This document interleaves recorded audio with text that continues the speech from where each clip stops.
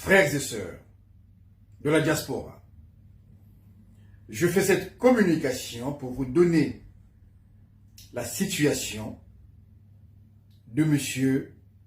Souleymane Koné, qui est retenu en zone de rétention de Vincennes.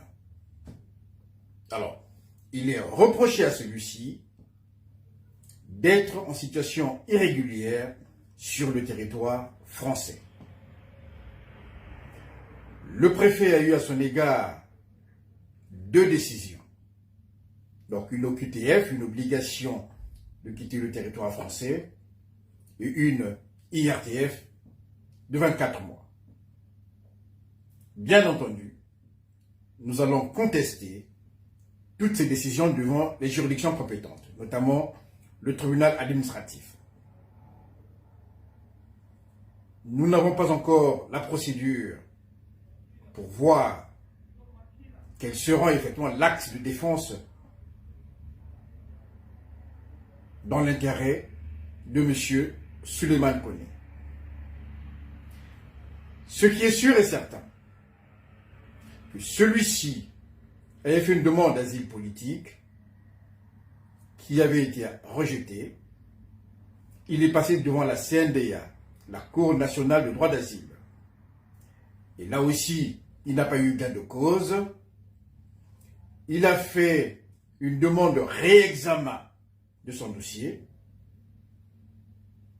qui avait été jugé irrecevable. Et M. Koné depuis a sollicité donc un rendez-vous à la préfecture pour qu'il soit régularisé à un autre titre, puisqu'il a un enfant sur le territoire français qui est scolarisé. Et à ce titre, il a eu une convocation pour septembre à la préfecture. Alors, je n'ai pas encore eu l'intégralité de la procédure. J'en ai fait la demande à l'instant devant le greffe du juge des libertés et de la détention du tribunal judiciaire de Paris. Et j'attends que cette procédure me soit adressée par mail. Alors, ce que je vais dire, c'est que M. Koné ne trouble pas l'ordre public. M. Koné a fait une demande de régularisation, puisqu'il justifie d'une convocation pour le mois de septembre prochain à la préfecture. Ce qui est bizarre dans cette procédure, ce sont les conditions d'interpellation de M. Souleymane Koné. Pour un sans-papier ou pour une personne qui cherche à régulariser sa situation administrative, que la préfecture puisse envoyer des policiers portant des cagoules. Je tiens à préciser que une cagoule n'est autorisée que dans des circonstances exceptionnelles. Et généralement, lorsqu'il s'agit des opérations antiterroristes, le grand banditisme, le transfert des détenus dangereux, on n'est pas non plus en déploiement de maintien de l'ordre justifiant des cagoules inifugées.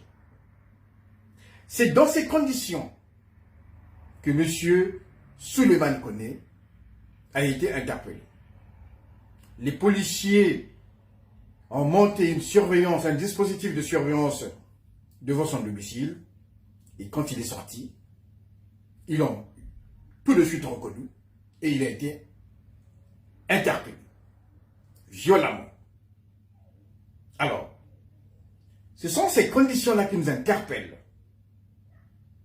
Ces conditions d'interpellation qui laissent supposer que derrière l'affaire Koné, il y a eu une main noire. Alors, j'aurai la procédure demain et je vous assure que nous allons mettre toute notre compétence, toute notre expertise, afin que notre frère soit libéré.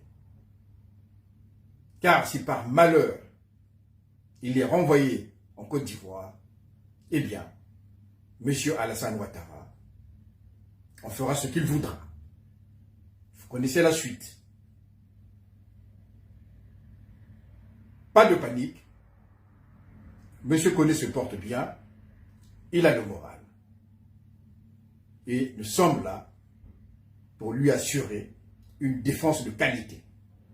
Nous allons tout faire pour qu'il sorte de cette zone de rétention, retrouver sa liberté. Et la deuxième phase procédurale, c'est devant les tribunaux administratifs pour contester toutes les décisions préfectorales que je viens de vous donner. Merci